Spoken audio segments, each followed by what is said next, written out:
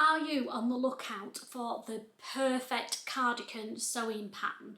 One that transcends seasons so it can be worn all year round, and that's got a certain style to it that makes it stand out from the standard boring cardigan patterns that are out there? Well, I've found it. So if you want to learn all about my perfect cardigan sewing pattern, stick around.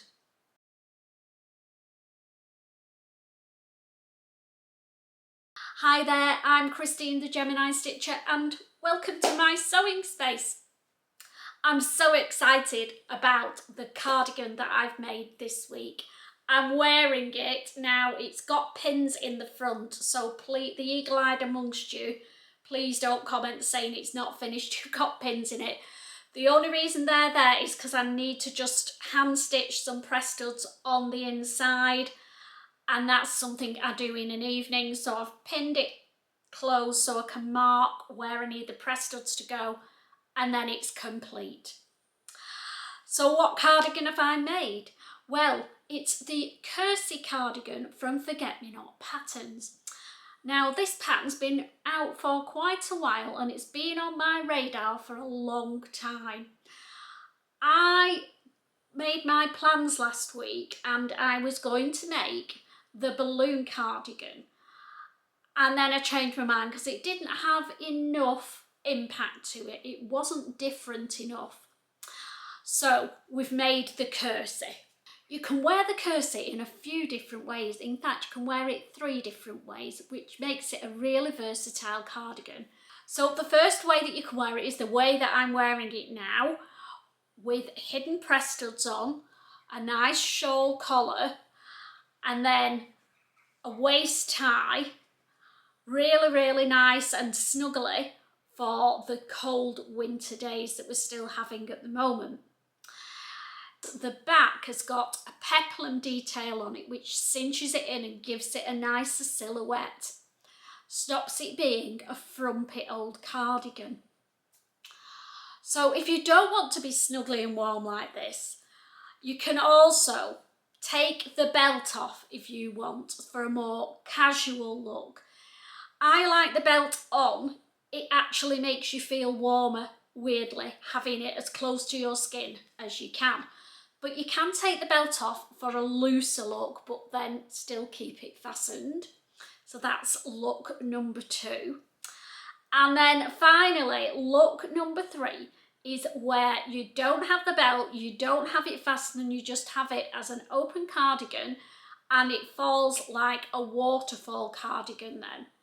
So 3 different looks, all super stunning, and I think I'm going to be wearing this cardigan an awful lot this year. The Cursy is quite a structured silhouette, I would say, because it's got seams down the front here. So you've got princess seams in the front, and then you have the seam for the peplum in the back, so it gives it a definite shape instead of it being a straight boring cardigan.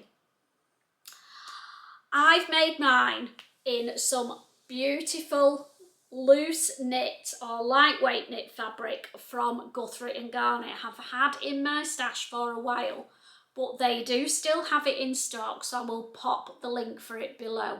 So the front edge of this cardigan I've finished with a 3-thread rolled hem on my overlocker.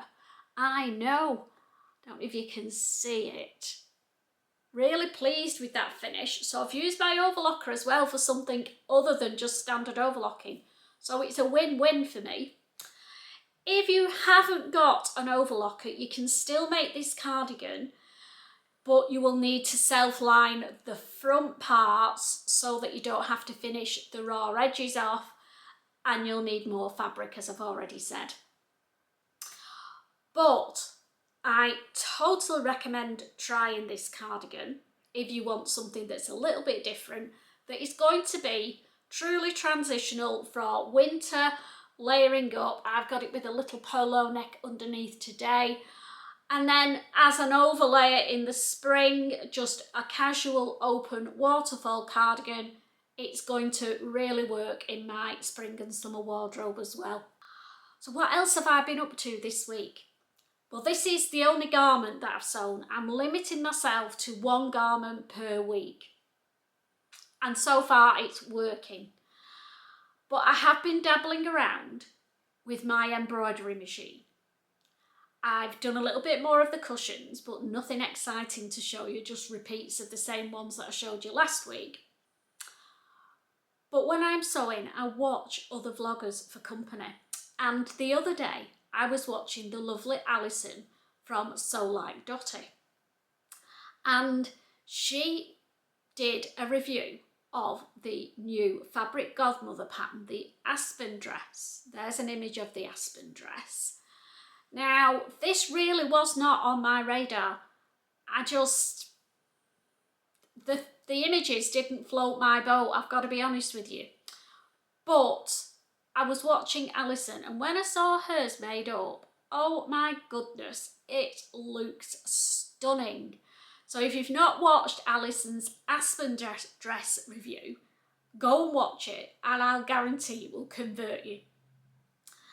So I've got my chambray ordered from Pound Fabrics, and when it arrives, I'm going to make the Aspen Dress. It might be a March make because, as I said, I've already plans for February. But I want to do it a little bit different. Partly copy Alison, I hope you don't mind. She put a popping pink zip down the front. Oh, and you know what I'm like with pink? It just sang to me. And she's top stitched in bright pink as well, which looked amazing. But I didn't want plain chambray. So I went online looking at embroidered chambrays, and oh my God, you're looking at the least cheapest is £16 a metre, anything up to £20 odd a metre. And I know it's because it's got all the embroidery detail on it. But I didn't want to pay that much for an everyday kind of dress. So I was chatting to Steph about it and showing her the Aspen Dress. And, you know, sometimes you have to speak to somebody else for it to be obvious what you need to do, don't you? And she just said, well, use your embroidery machine. Just buy plain chambray. And I went, oh, yes. So when I got home, I had a look through the embroidery, the different embroidery designs that come with my machine, and there's a book full of them that I very rarely use. So I thought, right, I'm going to have a look what there is. And I found this one. Look at that. How beautiful is that? Now, I want to put this design all along the bottom of the skirt. So I've been on a learning curve on how to match up the pattern repeat when you're doing embroidery, because I've never done it. I'm a beginner embroiderer, please forgive me. And I almost got it. Let me find where the join is. That's where the join is there, and it's just ever so slightly out. But I've learned from it. I was positioning it when you're doing the positioning, I was positioning it in the middle of that line, and I now know I need to position it at the top of the line, and then it will line up perfectly, if that makes sense. But Aspen Dress with that embroidery along the bottom, let me know what you think. I just can't wait to get my teeth to that one. And I'm planning to take that with me on a little trip that I'm going on. I've not mentioned it up to now, but I'm going to let you know. On the 28th of February, I'm going down to Worcestershire. We've rented a very large 6-bedroomed cottage on a farm in Worcestershire. And there are 6 of us all going. Some vloggers, some not. and we're going to be there for a whole week. So wowza, loads of sewing. Cannot wait to meet some of the other ladies that I've never met before. Sam, of course, is going, Sequin Girlie Sam. Julie from Julie Sews Her Own Clothes, who I watch religiously, is coming with us. Kate from Ripper Seams, who makes me howl laughing when I watch her vlogs, is coming as well, so can't wait to meet Kate. Laura from So Very Laura is coming. And last but not least, we've got the lovely Mary coming to look after us. So yeah, can't wait for that. A whole week of sewing with sewing vloggers who I've been wanting to meet for quite a while. And I will be taking the aspen dress with me to make. I'm hoping to get the embroidery part, well, I'll have to get the embroidery part of it done before I go, and then I can sew it together as one of my garments. So what am I planning to sew this week? Well, I want to make the biker style jacket from So Different. I'm making it in this fur back cord. You can see it's shedding like mad. So when I make this, I'm going to end up covered in fur, but hey, I'm hoping it'll be worth it. And I've made my own. I want to bias bind the whole of the outside of it, and I've made my own bias binding in a cream cord fabric. So let's just see if we can. So it's going to look like that when it's done, and I think that matches really well with the cream fur on the inside. It's a fairly simple make, and on the pattern, the front panels, a bit like this cardigan really, are self-lined. But I don't want to do that because it's fur on the inside, so mine's going to be even simpler than the pattern. Just sew the pieces together. I'm going to use the cord binding on the inside as well to keep it all nice and neat. And the most consuming part is getting all that binding right round the outside. But that's on my radar this week. On Wednesday, it's my social again at the Mill House, and I can't believe it's come round so quick. So this week, I want to take something that just uses my overlocker, and then I've not got to oik my overlocker and my sewing machine with me. So you'll know that I purchased the holly top and dress pattern from Sew Over It, and it's on my makes and plans for February. So here it is. I've cut it all out in this beautiful fabric that I bought from Shropshire Sews, and I will pop the link. They have an Etsy shop. It's lovely Ruth from Ruth Creates, and she has some stunning viscose twills on there at the moment, and I'm resisting Ruth. I can't buy any more fabric at the moment, but I'm making the holly top in this fabric, and I reckon I can do it all on the overlocker. So that's what's coming to the social with me. So that will be being naughty and have 2 makes made in a week. But we'll see.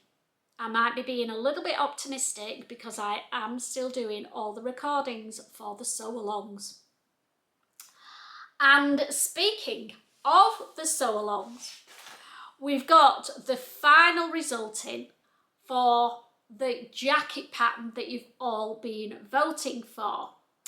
And the winner is the Pona Jacket from Helen's Closet. There's the Pona Jacket. Absolutely chuffed to bits about that because it's one that's been on my radar and I've not made yet. So we're going to be learning together, truly learning together on that one. So if you don't know what I'm talking about, on the 1st of March, I will be launching a 15-part sew-along series for beginner sewers. There are 5 patterns that we're going to cover, and we're going to end up with a capsule wardrobe for the spring and summer season. On Thursday this week, I'll be running through all the patterns that have been voted for, and having a little chat about the fabrics that I'm going to be using to hopefully give you some inspiration.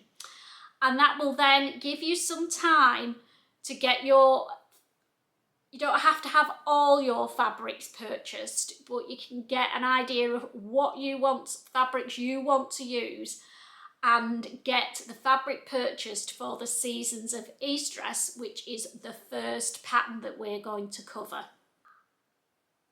I've also set a Facebook group up for the sew-alongs, and when that goes up on Thursday, there will also be a link for the Facebook group. There's not very much in there at the moment, but as we go through the series, there will be lots of information put in there, and you can all put your makes and questions in there as well, and we can all go on this sewing journey together. That's it for this week, but before I go, I need to fess up that I've spent a little bit of money this week. Some of it on fabric. I know, it's not arrived. It's all from Pound Fabrics, so it's not expensive fabrics, but they've got some absolutely scrummy jerseys on there at the moment, so go and have a look at Pound Fabrics. The other thing I've purchased is a couple of embroidery patterns from Sweet Pea Designs. I've been after these two patterns for quite a while, but I've been waiting for them to have a sale on, and they've got 50% off a lot of their designs at the moment. I'm not sure how long it's on for, but if you're on the radar for some embroidery pattern inspiration, then go and have a look. I will pop the link below to their site. So the patterns that I've bought, one of them is for the Knitter's Tote Bag, and there it is, and I think it's super, super cute. So I'm looking forward to making one of those for myself and maybe for a few friends as well. And the other one that I've bought is, you know, planning way ahead to Christmas 2025. I know, I'm sorry, it's ages off, but they're selling all the Christmas designs with 50% off. And I absolutely love this wall hanging. Oh, it's stunning. I'm not really one for Christmas designs that are true Christmas designs like reindeers and snowmen and Santas, but this one with the sort of an abstract tree design on it really floats my boat, and I want to make that to go on my wall here where my daisy design one is for the winter, because I don't think it'll be for Christmas. It's like a winter scene, so I want to get to a point where I've got a wall hanging for here for every season, so it was silly not to purchase that when it was at 50% off. And that's it, that's all my purchases.